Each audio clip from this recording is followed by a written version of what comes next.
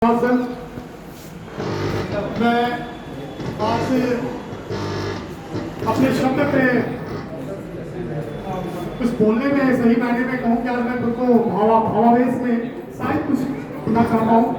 लेकिन सर्वप्रथम मैं जिला हिंदी साहित्य सम्मेलन का आभार व्यक्त करना चाहता हूँ और इस कड़ी में चटकधाम संस्था पूर्णिया की है जिसने मेरे अंदर के साहित्य को भूख को जिंदा रखा, उसका भी बहुत बहुत धन्यवाद करता हूँ। हमारी जो मुख्य अतिथि महोदया दिल्ली से आई हैं डॉक्टर आरती स्मिथ, ये मेरा सौभाग्य है आज इनका विद्यालय में पदार्पण हुआ और इन्होंने यहाँ आने के लिए अपनी सहमति दी, उनका भी बहुत बहुत आभार, उनका बहुत बहुत स्वागत। हमारे संस्था के अध्यक्ष डॉक्टर शरद सर जो बराबर मुझे प्रोत्साहित करते रहते हैं। मैंने अपने पुस्तक में लिखा है कि मुझे अपने आप को कवि कहने का कोई एक्सीडेंटल कवि मैं कहूँ तो ज़्यादा अच्छा है, क्योंकि कुछ भावनाएं आती हैं और मैं सब कह जाता हूँ। मैं आज अपने पिताजी को, पूज्य पिताजी को जो कि आज नहीं है हमारे बीच, उनको प्रणाम करता हूँ, उनके प्रति अपनी संवेदना समर्पित करता हूँ। संयोग से आज मेरा दुर्भाग्य है कि माँ भी यहाँ नहीं है, माँ जीवित है लेकिन माँ आज कहीं बाहर है। और मेरी प्रथम पुस्तक की प्रथम पाठिका मेरी माँ ही थी। जब किताब आई तो मात्र 24 घंटे के अंदर पूरी किताब उन्होंने पढ़ डाली और उनके पहले शब्द जो मेरे लिए बहुत भावुक करने वाले थे कि मैंने पूरी किताब पढ़ी। मैं ऑफिस में था, फोन करके माँ ने कहा तुम्हारी किताब बहुत अच्छी है। मैंने कहा माँ कौन सी कविता अच्छी है? बोली सारी की सारी कविताएं अच्छी है। तो मेरे इतनी सम्मान से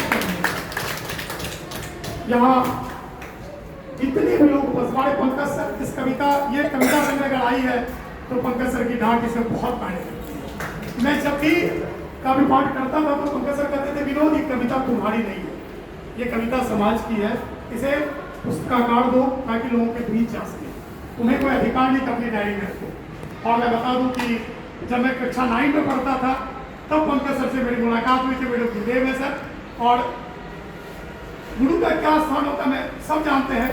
तो यही पराशर सर के बाद में शायद पराशर सर को भी वो चीज़ याद ना हो।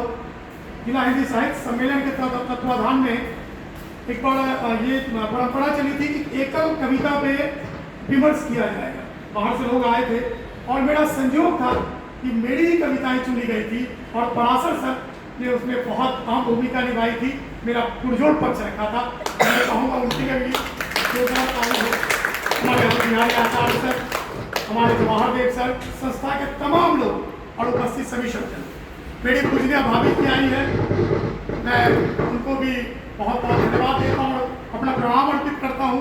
मेरे सारे मित्र, क्योंकि मेरे सारे मित्र नहीं होते तो शायद आज मैं कविता लिख ही नहीं पाता, क्योंकि मेरी अदबकी अदबनी जैसी भी कविता थी मैंने उनको सुनाया, उन्होंने मेरी हौसला अफजाई की और कहा यार लिखो, तुम लिखो, अच्छा लिखते हो।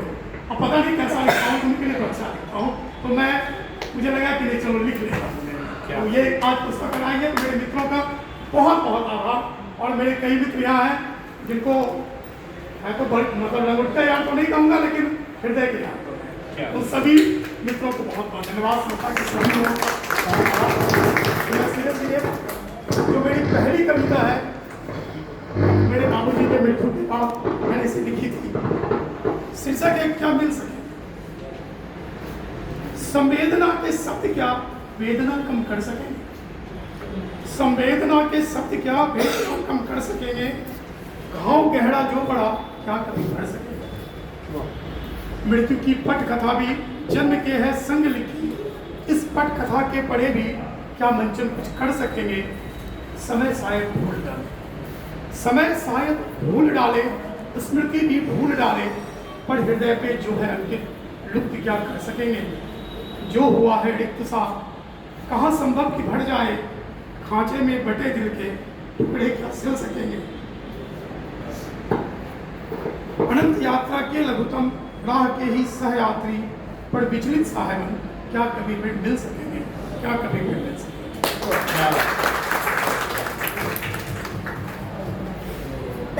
और जो शीर्षक है मैं एक नाम, जैसा कि मित्र ने कहा मैं बड़े उहापों में था कि इसका शीर्षक क्या हो, पुस्तक संकलन में मीठी का बहुत बड़ा योगदान उन्होंने कहा कि नहीं, पुस्तक का शीर्षक तो यही होना चाहिए।